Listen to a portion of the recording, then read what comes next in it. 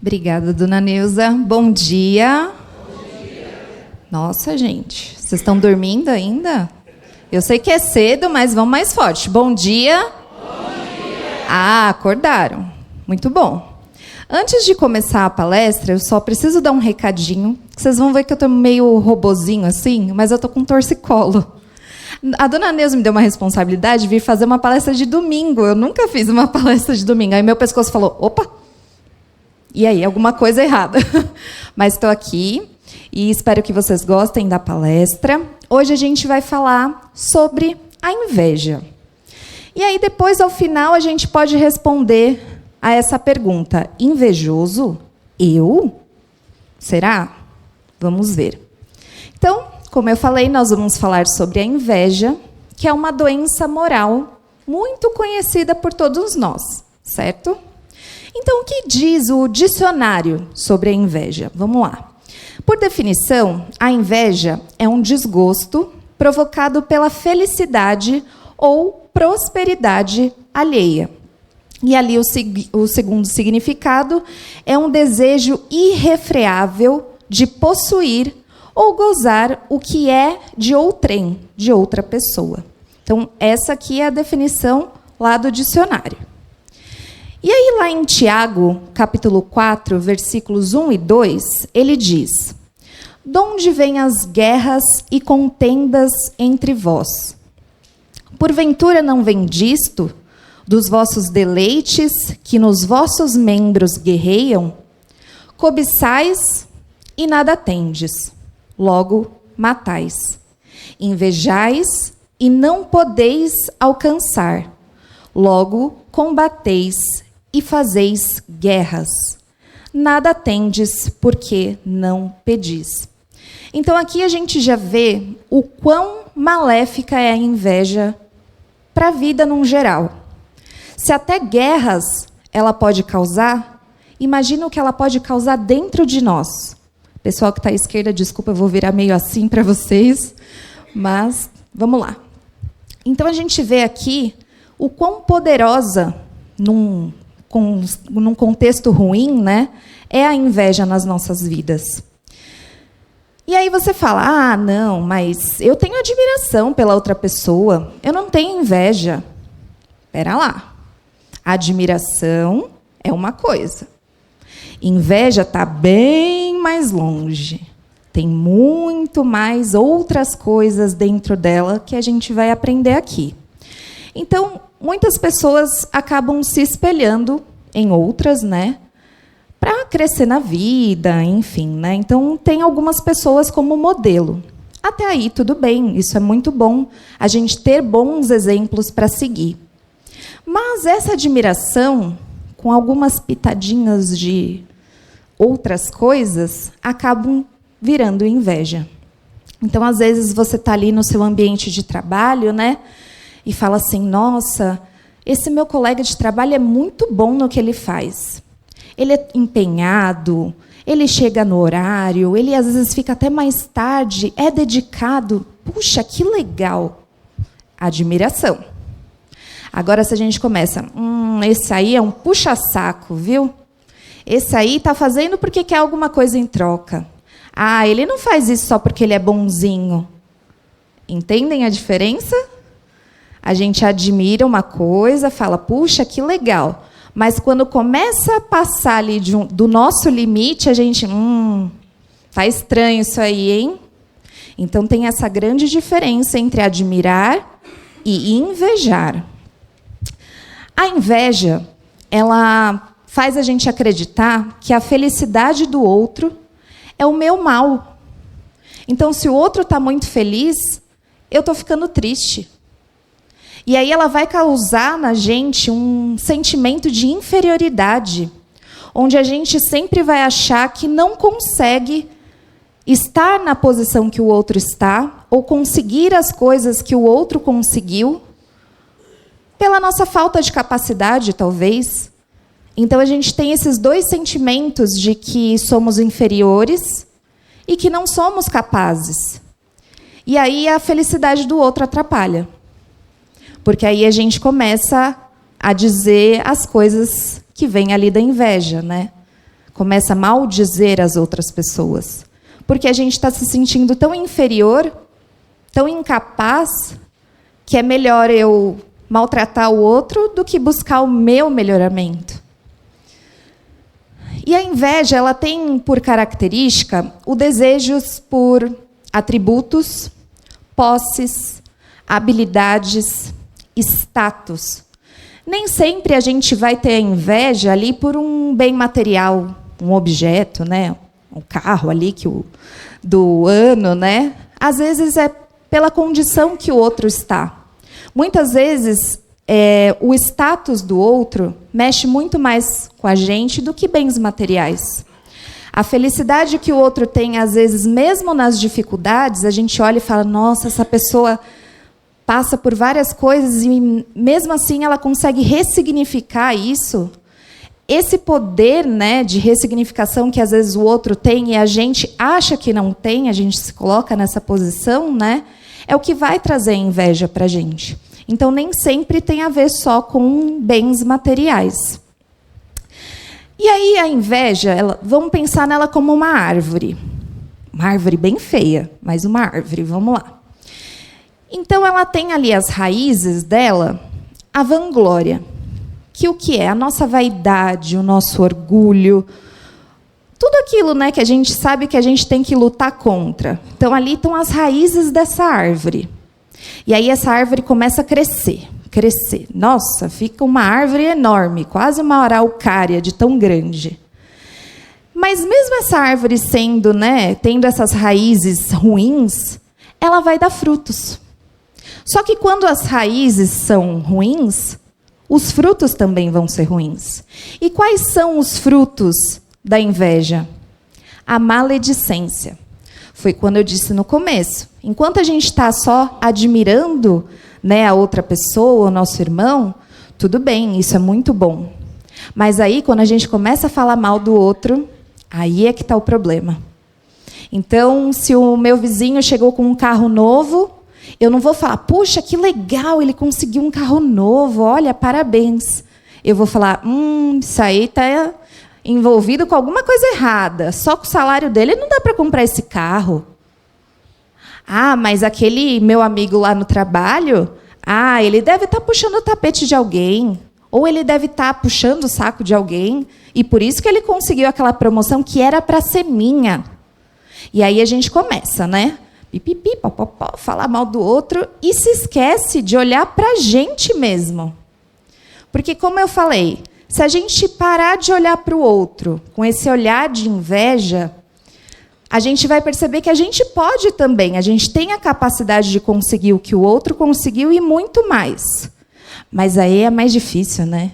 É mais fácil a gente falar mal do outro, menosprezar o que o outro conseguiu na vida dele, do que ir atrás do que a gente quer para a nossa vida. É aquela história. A grama do vizinho é sempre mais verde que a minha. Nossa, eu estou aqui no Instagram e aí eu vejo que a fulana foi para Maldivas. Que fulano está em Porto de Galinhas. Que a outra, nossa, olha, ela tem um corpão, que ela faz academia. E eu aqui comendo, eu não trabalhando para ir atrás das minhas coisas, só falando mal dos outros. Só que a gente esquece, principalmente agora nesses tempos de redes sociais, que aquilo é um recorte da realidade. Então, será que realmente a grama do vizinho é mais verde do que a nossa? Ou a gente só está vendo o lado bom da vida dele? Porque a gente sabe, mais para frente eu falo sobre isso, a gente está no mundo de provas e expiações. Ninguém é 100% feliz o tempo todo. Mas aquele recorte da realidade que a gente vê faz a gente se sentir mal, achando que a vida do outro é perfeita e deixando a nossa vida para trás. E ali, Allan Kardec, na Revista Espírita, apresentou um comentário do Espírito São Luís, que ele falou sobre inveja a partir de um questionamento. E aí, olha o quão pesado é essa passagem, né? Seu espírito está inquieto, sua felicidade terrestre está no auge. Ele inveja o ouro, o luxo, a felicidade aparente ou fictícia de seu semelhante. Seu coração está destroçado. Sua alma, surdamente consumida por essa luta incessante do orgulho, da vaidade não satisfeita. Ele carrega consigo, em todos os instantes de sua miserável existência, uma serpente que ele reaquece, que lhe sugere, sem cessar, os mais fatais pensamentos. Teria essa volúpia, essa felicidade, e se debate sob sua impotência, vítima dos horríveis suplícios da inveja.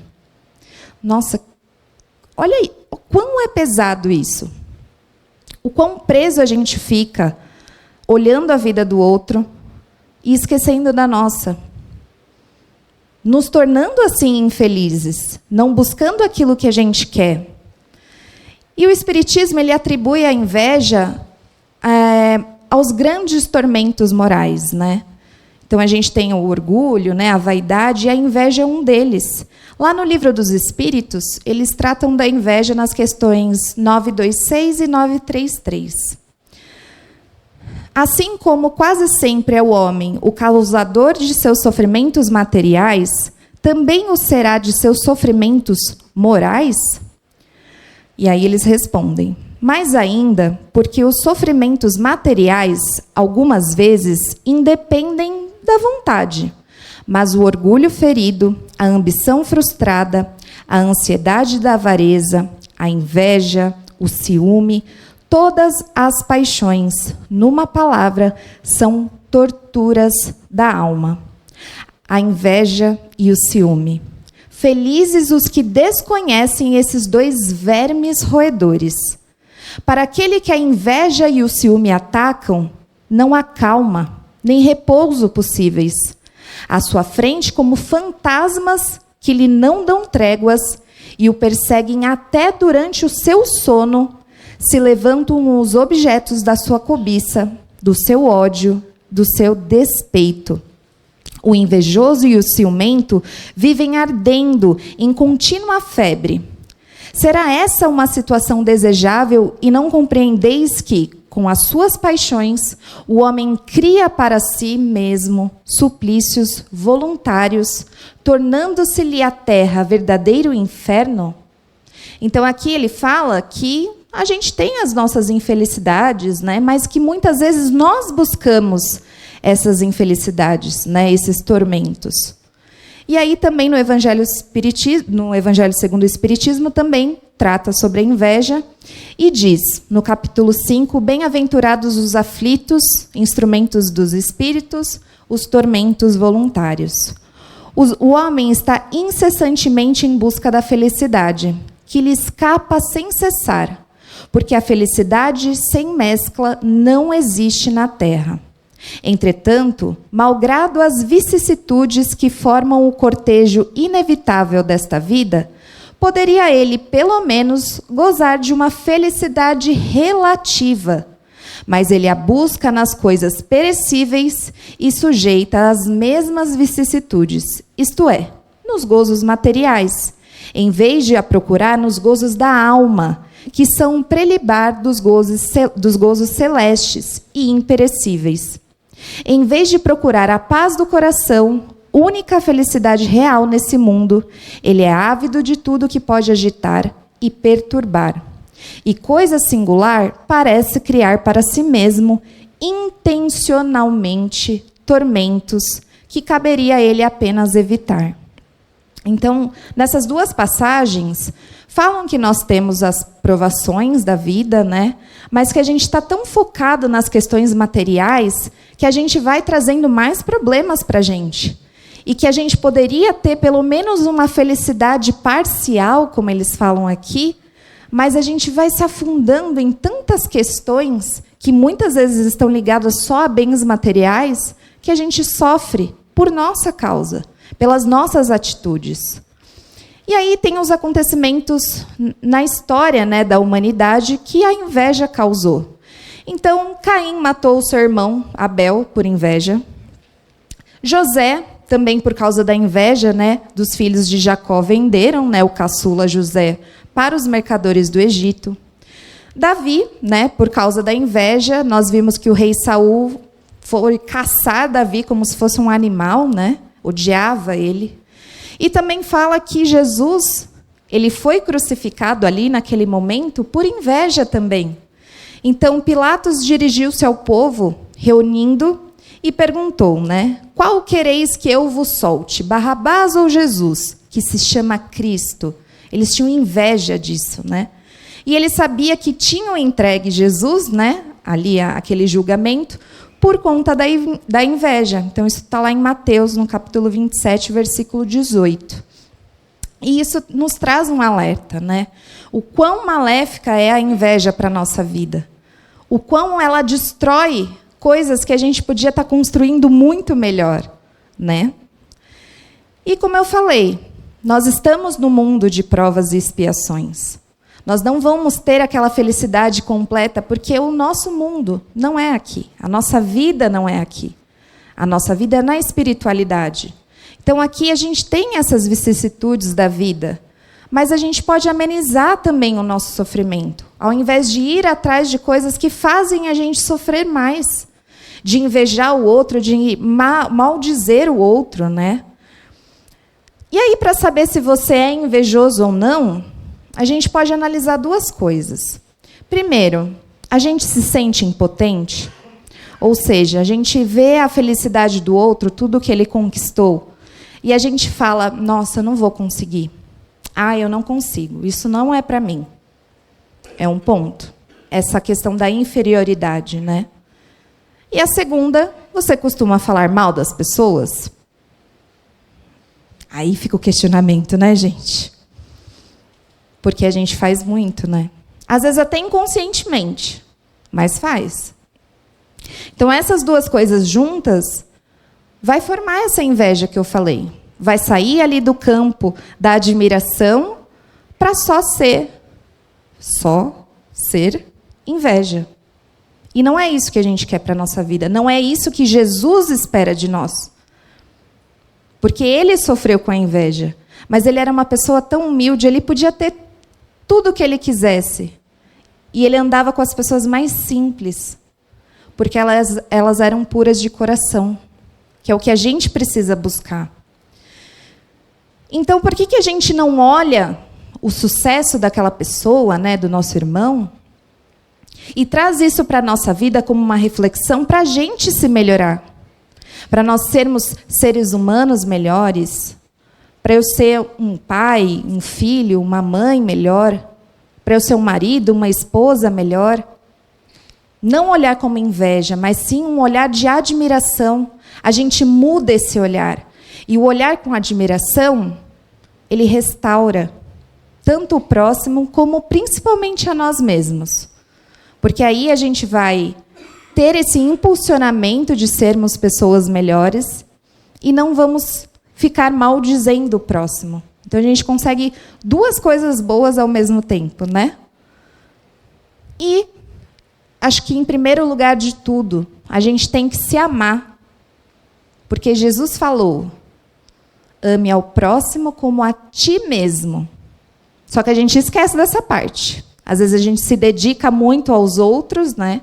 A vida dos outros, do que a nossa. Então, se a gente se amar verdadeiramente e se colocar em primeiro lugar em alguns momentos, e isso não é egoísmo, a gente também tem que saber diferenciar. É dar importância às coisas no momento certo, na hora certa, se priorizar, se amar.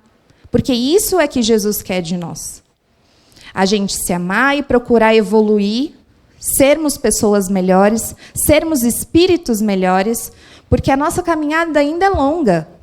Mas se a gente começar um passo de cada vez, já aqui onde estamos hoje, que é um privilégio nós estarmos encarnados nessa vida hoje, a gente já vai conseguir subir alguns degraus aí na escala da evolução. Então, a gente tem que começar assim, se amando, em primeiro lugar. E, às vezes, em alguns momentos, como eu disse, se colocar em primeiro lugar. E aí olhar para o outro com esse olhar de carinho. De que, poxa, ele merece a posição que ele está, merece a felicidade que ele tem, mas eu também mereço. E aí eu vou atrás, não é responsabilidade do outro. O outro não tem que estar sofrendo para eu me sentir melhor. Pelo contrário, nós temos que olhar para o nosso irmão e falar, puxa, que legal que ele conquistou tudo isso. E aí eu, como responsável pela minha vida, ir atrás das minhas vitórias também. E aí, para finalizar, eu trouxe um vídeo muito engraçado até do Divaldo, que ele vai falar sobre esse olhar da inveja e como a gente pode transformar um olhar invejoso num olhar edificante. Então, ele tem uns 9 minutinhos, mas vale a pena.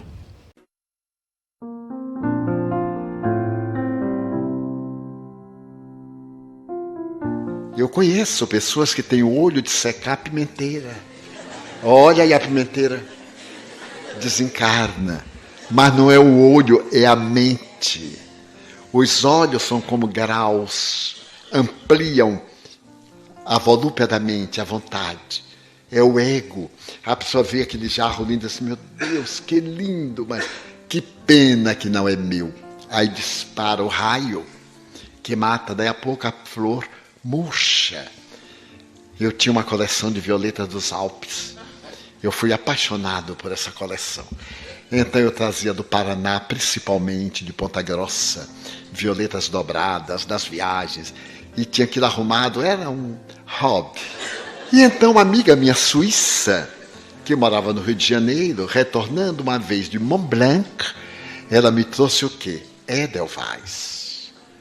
E eu me apaixonei pelo Edelweiss. E consegui tê-lo aqui em Salvador. Criei todo um campo com blocos de gelo, botava gelo. E o Edelweiss é uma planta muito delicada. Quanto mais gelo, rompe o gelo. Frágil. Aquela haste que faz lembrar uma sempre viva quando ainda está na haste. E então eu colocava gelo, adubo químico, dava passe. Já que tem toma, ele passe. E eu tinha uma amiga que também colecionava a violeta dos Alpes. E a felicidade de quem faz uma coleção é provocar inveja no outro. E um dia eu convidei minha amiga, que era assim, muito presunçosa, que tinha a melhor coleção do mundo, etc. Divaldo, as suas, essas violetinhas. Agora eu tinha o Edelweiss, eu digo, ela vai ver. Isso porque eu não sou vingativo. E disse, olha, vem tomar um cafezinho aqui na mansão às 5 horas e ver a minha coleção. Ela veio. Então nós fomos ao jardinzinho de inverno, muito modesto. E ela, essa eu tenho. Essa eu tenho. Eu digo, essa eu... E lá estava, eu olhei, a minha linda garota, meu Edelweiss. Quando ela viu o Edelweiss, eu disse, uau, o que é isso? Eu digo, é um Edelweiss. Eu sou a única pessoa nos trópicos que tem um exemplar. Divaldo, o que é? Eu digo, é uma plantinha que dá nos Alpes suíços, nos Alpes alemães, nos Alpes italianos. É uma plantinha do gelo. Mas que coisa! Eu disse, que coisa. Aí fomos tomar café. E eu numa vitória, né? E ela assim tão humilhada, e eu bem contente como ia souber. Meus amigos, terminamos o café, eu fui levá-la à porta, lá o portão da mansão. Na hora que nos despedimos, ela disse, Divaldo, eu posso lhe dar um conselho? Eu, pode, claro. Vá dar uma olhadinha na sua planta. Eu disse, mas por quê? Aí ela ficou triste, porque tudo que eu olho, eu mato. Muito bem. Mas eu não acreditava em superstição, imagina se eu acreditar. Mas, por via das dúvidas, eu fui só olhar. Quando eu olhei, a plantinha estava derreada no vaso. Derreada. Eu disse, não faça isto comigo, tome de passe, tome prece, e gelo nela. No dia seguinte, tinha a impressão que um raio de alta potência queimou-a. Ficou seca, com todo o gelo, com toda a água, com todo o adubo químico. Eu fiquei impressionado. Então eu convidei a minha amiga, falei por telefone, olá, ela, já sei. O Edelweiss morreu, né? Eu digo, não, quer dizer, secou. Quero conversar com você. Aí ela veio e disse, é uma coisa terrível. Pássaros na gaiola. Você olha um canário, meu Deus, ele entristece e morre. Criança, a criança boceja, tem febre. É impressionante. Eu vou até botar agora óculos pretos, eu digo, mas não são os olhos, é a mente. É uma mente mal orientada. A força é neutra. O encaminhamento é que do nosso comportamento. No inconsciente você deseja ter. Não é uma inveja, é uma ambição. Ele diz, de fato, eu lamento eu não ter. Eu disse, mas lembre, nós nunca teremos tudo que é belo. Você imagine, passa uma linda orquídea numa árvore, nós nunca vamos tê-la. Mas a beleza ali está. Em a natureza, Deus colocou tanta beleza que os nossos olhos jamais alcançarão. Conversei muito com ela, digo, vamos fazer uma técnica de bom direcionamento do seu pensamento. Eu vou lhe ensinar a canalizar a energia.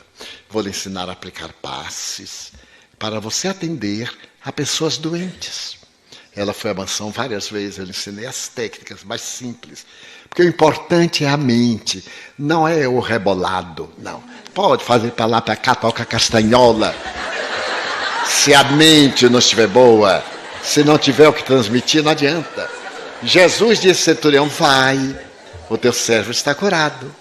A mulher pegou na fímbria, no tecido. Pedro, quem me tocou?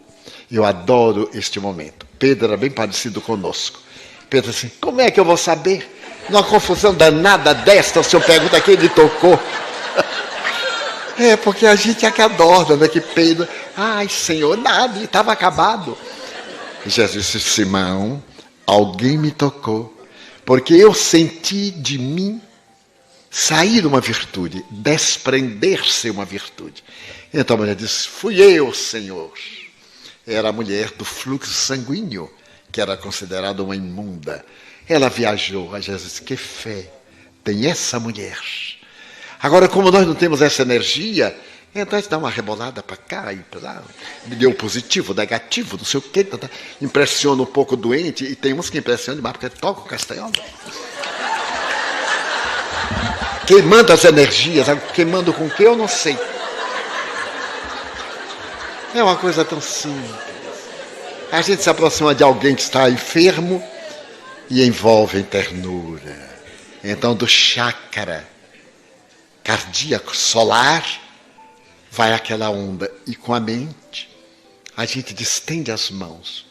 Movimentos rítmicos, como se estivéssemos tirando uma teia de aranha.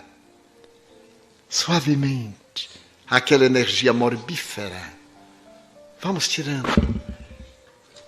Limpando a aura, a psicosfera. Depois a gente para e agora transmite. Porque as extremidades são verdadeiros fulcros de energia.